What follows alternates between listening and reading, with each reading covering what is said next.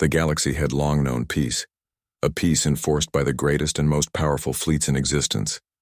The Trilith Empire, the most dominant military force in the galaxy, had ruled unchallenged for over a millennium. Their ships, massive and technologically advanced, had wiped out any civilization that dared defy them.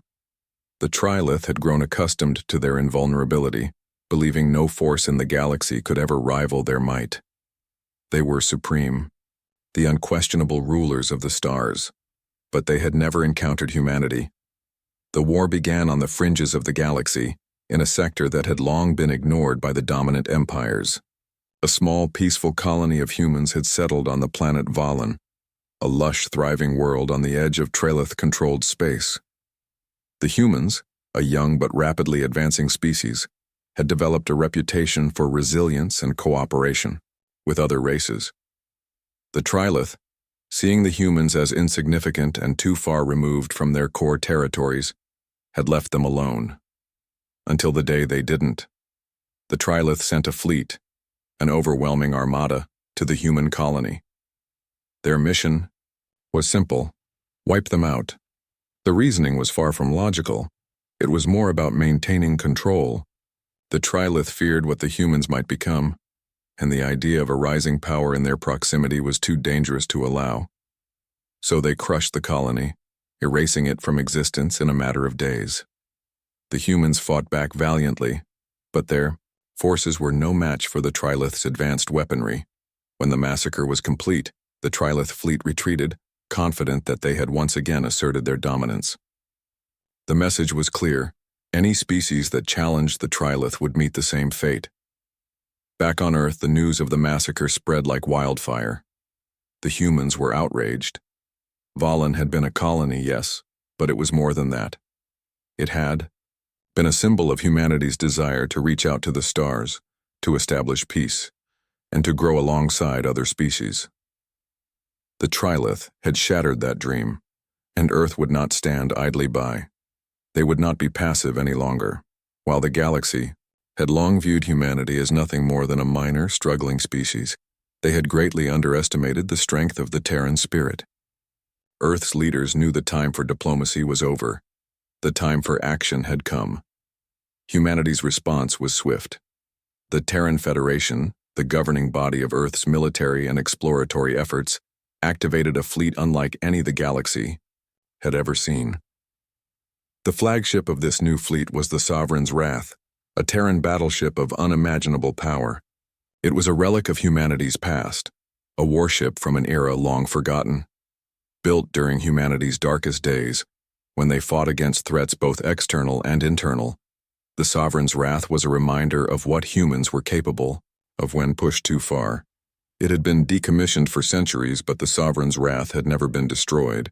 It had been stored in a hidden bunker, its weapons dormant but still intact. Now the time had come to bring it back to life. As the Terran fleet entered the Trilith-controlled sector, the Trilith commanders laughed. They thought the humans were no more than an annoyance, nothing more than a rabble that could be swatted away. But when the Sovereign's Wrath dropped out of hyperspace, the mood shifted instantly. The first wave of the Trilith's ships approached with the arrogance of conquerors, but the Sovereign's Wrath fired its first shot, a single beam that cut through the lead ship like paper. The explosion sent shockwaves through the surrounding ships, causing chaos among the Trilith ranks. They had never seen anything like this before. The humans had unleashed a war machine from an age they thought was long gone. The Trilith commanders ordered their fleet to converge on the Sovereign's Wrath, confident they could overwhelm it.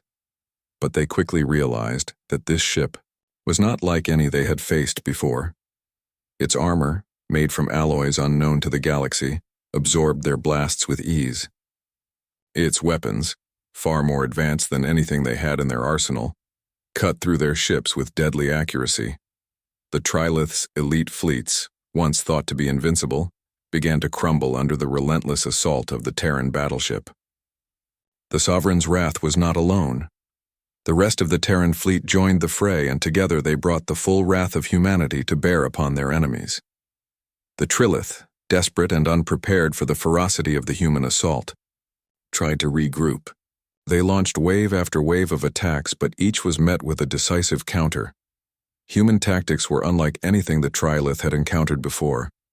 Instead of relying solely on their overwhelming firepower, the humans used every advantage. They could unconventional strategies, guerrilla tactics, and a complete disregard for their own safety. They fought with the knowledge that this was not just a battle for survival. It was a battle for their dignity and for the future of their species. One by one, the Trilith ships fell. Their once pristine fleets were reduced to smoldering wrecks in space. The humans, led by the Sovereign's wrath, had decimated their attackers, and the remaining Trilith ships were in full retreat. As the last of the Trilith's ships fled, Earth's fleet did not pursue. They had sent their message and they had made their point. The humans were no longer a race to be ignored. They had proven that even a single ship, an ancient relic from humanity's past, could change the course of the galaxy. The galaxy would never forget the day the Terran Battleship joined the fight. The message was clear. Humanity was no longer content to sit in the shadows. They were a force to be reckoned with, and the age of the Trilith's unchallenged dominance was over. As the dust settled, and the surviving Trilith commanders huddled, in fear, one thing became certain. The Terran battleships were back, and the galaxy would never look at humanity the same way again.